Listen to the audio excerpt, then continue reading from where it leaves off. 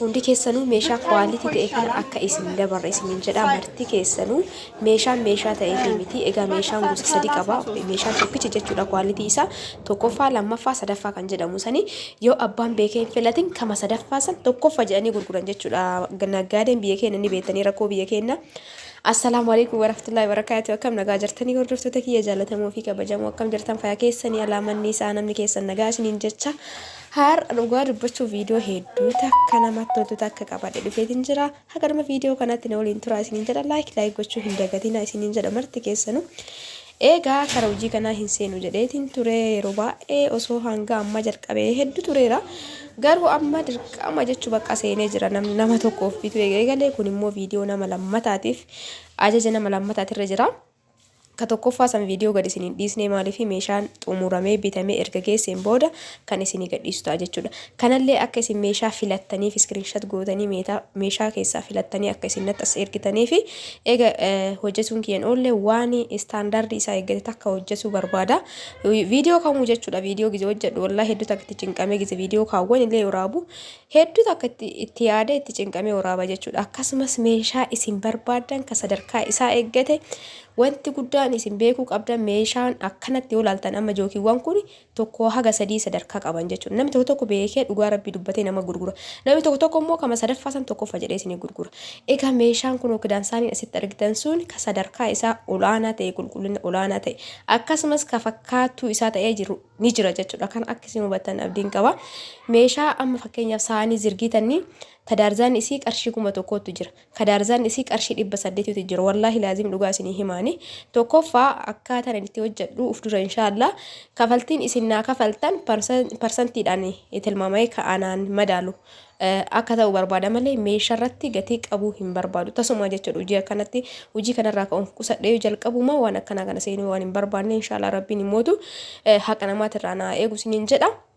Maaliif isiniin jechaa jira waan kana meeshaa kana keessa ka sadarkaa isaa eeggate maallaqni keessanii namni koomishinii kiyya jechuudha kan deemee itti ilaalee bitu san ofii isaati kan mormii hin qabne parsantiin isiniif kaaya saniin gara kaan meeshaa takka irratti angatii isin irratti hin dabalu. Eega hojii kanatti seen immoo waan bareeda waan nama gammachiisu takka hojjetuun barbaada. Manni kun mana maamila kiyyaati. Obboleettiin asitti meeshaa kana gurgurtu sun maamila ta'e jechuudha. Durarraa isii beeka. Durarraa jechuudha meeshaa baay'ee bituu osoo hin ta'in tanaan dura meeshaa sargii wayirraa fuunee gudda sanii maamila jechuudha. Adaamaa keessa wanni isiin fiddu waan nama gammachiisu kun akkuma argaa jirtan kana jechuudha. Kanaaf maal isiniin jechuu barbaade nama na ajajeetiin nama lama na ajajeetiin jira meeshaa kaleessa sana kun viidiyoo gad isin dhiisee ture isiin hin jirtu turte hadha garuu itti deebi'ee dhaqee kun akkanatti meeshaa babbareeda ta'e kana sahaanii faandishaa saniin wal fakkaatee kun sahaanii saarbisiin dhufeetiin jira akka ajaa'ibaatti jechuudha. Isiin illee jalqabarraa maamilati waan taateef akkasumas waan jiru hunda itti mee gatii takka osoo natti hin dabalin baay'inaan waan ta'eef jechuudha. Naaf akka gurgurtuu naa himtee jirti jechuudha. Kanaaf maal jechuu isiniin barbaada hundi keessanuu namni ajajattan meeshaa sadarkaa isaa eeggate gatii isaallee kan madaalawaa ta'e jechuudha. Nama kanaafillee nama na gurguru kanaafillee bareeda dafee namni na ajajeetiniin jedhe gatiin isaa hedduu akka bareedaadha.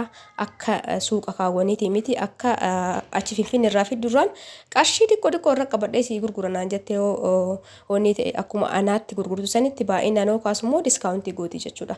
Kanaaf harri viidiyoon isin waraabe haga dhuma haga mana keessa deemee waraabe jechuudha. Maaliif kastamariitii waan taateef yookaan maamilatii waan taateef wanni isii sodaadhu yookaan viidiyoo waraabuu sodaadhu hin jiru. Saniif kun tirillee hin jira. Saanii haaraa dhuftee ka shoorbaa akkana gurguddate wanni hin jirre hin jiru. Wallahi meeshaan mana kana kwaalitii isaa durullee beeka. Garuu hadha akka isinitti mul'atu jecha haga hundaa seenee waraabe. Kanaaf namni ajajatuu barbaadan lakkoofsa kiyya kanaan heeloo jettanii imo ta'ee WhatsApp irratti argatu dandeettan isiniin jedha. Akkasumallee mootu meeshaa mana keessaa kamataa mataa qabu natti himtanii kaawwan mootu meeshaa mana keessaa amanamummaadha. Meeshaa mana keessaa guutuu biteettanii osoo natti himtanii bareeda. Maaliif dhugaa dubbachuuf nama na gargaaru hin qabu waan ta'eef kaalkuleetii godhaa ooluun hedduu takka ulfaataadha. Jookii kana aslaala maashaallah akka ittiin qicataniin qaba gadi qabuun hin jiru. Asumaan immoo gatii isaa nutti moora jettan gatii isaa amma isinitti himu akka isin meeshaa kana sirri daawwattaniif malee gattaa'ee naamusaan meeshaan kun erga mana ga'een booda gatii isaa isinitti hima jechuudha. maaliif jennaan amma kunoo viidiyoo irratti namatti hin tolu akkanatti ol fuudhaa isa mul'isaa viidiyoo irratti dubbatu namatti hin tolu waan ta'eef amma akkas ilaaltanii ajajattanii fi kunoo jookiin maashaallah jookii kanneen keessaa ka qarshii 1900 jira ka qarshii 1800 jira ka 2000 jira inni kunniin heeyoon ni guddaan dubbatu barbaadu sahaanii yookaan distii seeraamikaa namni baay'een jettan distiin seeraamikaa haga mana 20 jira wanni isin beeku qabdan jechuudha guddaan viidiyoo kana gadhiiseef ka seeraamikii san ta'e foorjiiditu jira wanni isin beeku qabdan qarshii 4500 qarshii 4000 akkas ka jedhan sun fakkaattuu isaati malee orijinaala biyya alaa sanii miti jechuudha orijinaalli biyya alaa qarshii 20 irraa kaasee jira 20 15 12 jechuudha ka firee sadii sun qarshii 6,500 ka firee sadii ka seeraamikaa ta'e kanaaf namni baay'een akka hubattan namoonni ajajan lamaan kunniin isaan lamaan ajajanii jiran waan ta'eef akka isaan jedhan sanii miti jechuudha foorjidii yoo ta'e guuteera qarshii 4,500 4,200 angaruu waan isin beeku qabdan ammallee taanaan nama kamiifuu yoo bite yoo hafe maallaqa isaanii dhiisa malee waan foorjidii hin bitu jechuudha itti aansee distii tana distiin suni wallahi meeshaa hundaan kakadhee isinitti mul'ee hin fedhu garuu aga tokko isin hubachiisumaa fi distiin maantun abbaa shanii taatee sadarkaa 3 qabdi sadarkaa 3 akkuma qabdu san gatiin isaallee garagara namni tokko kama sadarkaa 3ffaa san bitee sadarkaa tokko gatii sadarkaa tokkootiin himuu yookaan dubbatu danda'a namni tokko keenya irraan beeku waan ta'eef jechuudha kanaaf kunoo meeshaan akkanatti jiru kunillee ni jira hundi isaatu jira garuu gatiin isaa garagara jechuudha waanuma xiqqoof gatiin isaa garagara meeshaan wal fakkaata malee gatiin isaa tokko miti isin jedha hordoftoota akka isin kana hubattanii viidiyoo kana isiniif waraabe kanaaf haga tokko ni hubattan jedhee yaada meeshaan meeshama ta'ee fi miti sadarkaa 3 qaba akkasumas gatiin isaallee garagara meeshaan biyya keenyatti wal fakkeessanii naggaadeen dhugaa dubbatee gurguru dhugaa dubbachuuf parsantii 100 keessanii aanaa gama ka jedhee qabuyyuu hin beeku hundaafuu hordoftoota kiyya gaafii barbaadan gaafachuu dandeettanii yaada keessan barreessaa namoonni ajajachuu barbaadan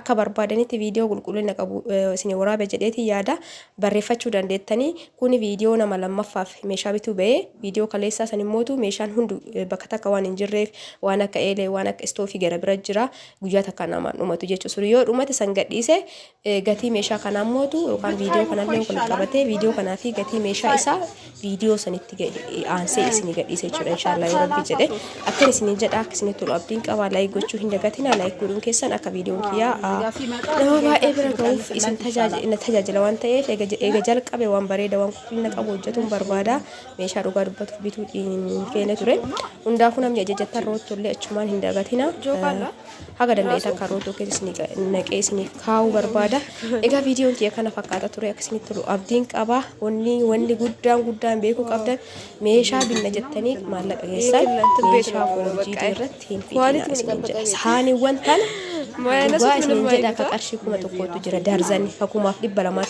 ka 800tu jira ka 750tu jira bakka akkam jedhan kama 800 san namni yoo atin beenne 400 si gurguru 1,000 si gurguru jechuudha kanaaf walii beekuun barbaachisaadha nama maamiloota immoo inni waan badaa isinitti hin kennu kanumaaf gadi isinii dhiise egaa laayik godhaa isiniin jedha sabskiraayib gochuullee hin dagatina egaa warroon hangammaadha hordoftan hedduu takka galatooma ulfaadha galata guddaa na biraa qabdan viidiyoo biraatiin walitti deebina hangasitti horaa bulaa fayyaanaa ta'a isin jaalladha isin kabaja baay